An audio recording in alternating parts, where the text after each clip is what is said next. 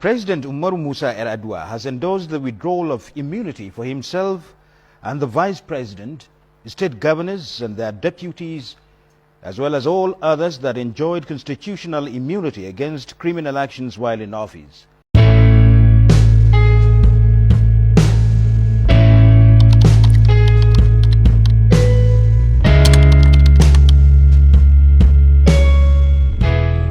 Umaru Musa Yar'Adua do solemnly swear.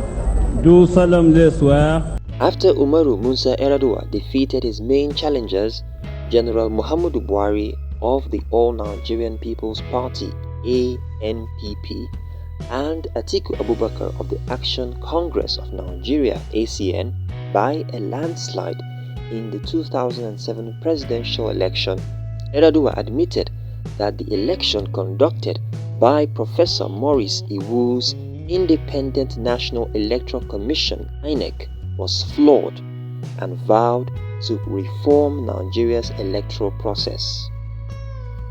But even this was not to be.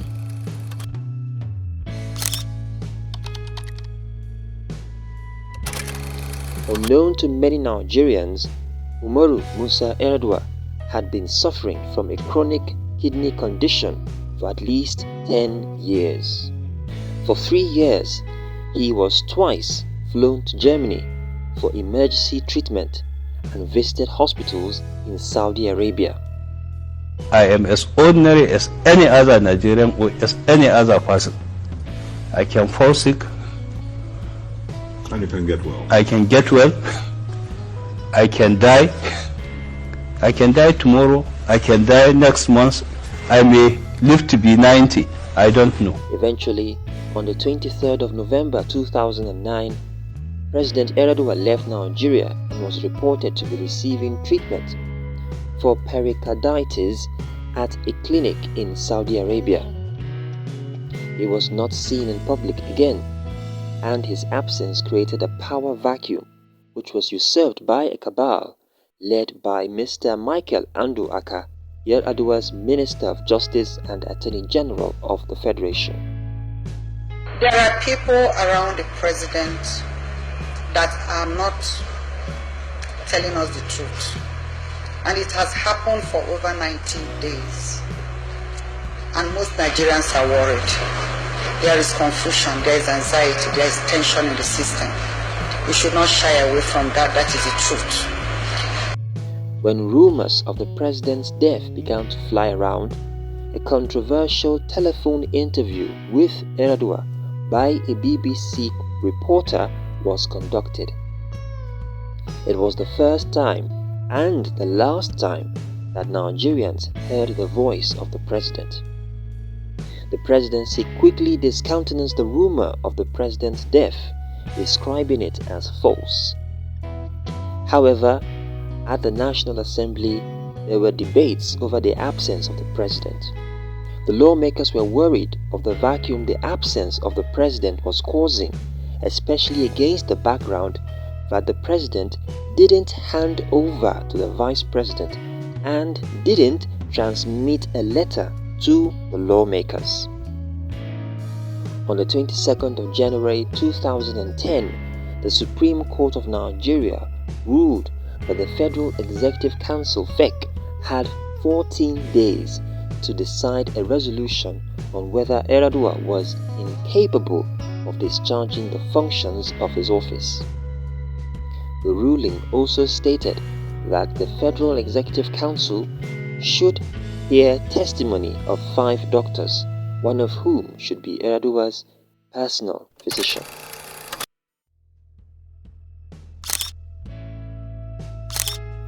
On the 10th of February 2010, the National Assembly controversially invoked the doctrine of necessity to transfer presidential powers to Vice President Goodluck Jonathan and declared him acting president with all the accompanying powers until Yar'Adua returned to full health.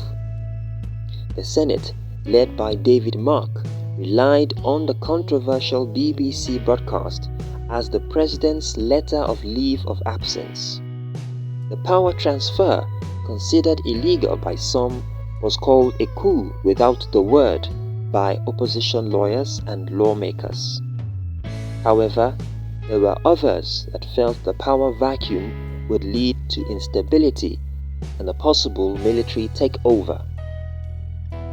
On the 24th of February 2010, Yar'Adua returned to Abuja under the cover of darkness. His state of health was unclear, but there was speculation that he was still on a life support machine.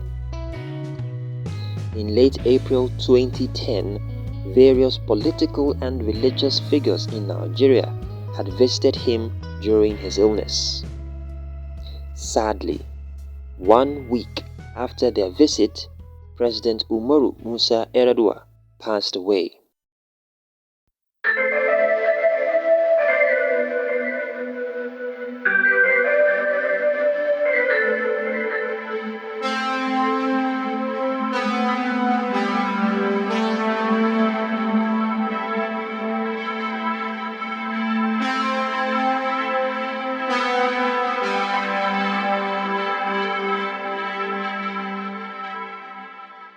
Yar'Adua died on the 5th of May 2010 at the Aso Rock Presidential Villa, becoming the first elected Nigerian leader to die in office and the second head of state to die in Aso Rock after General Sani Abacha.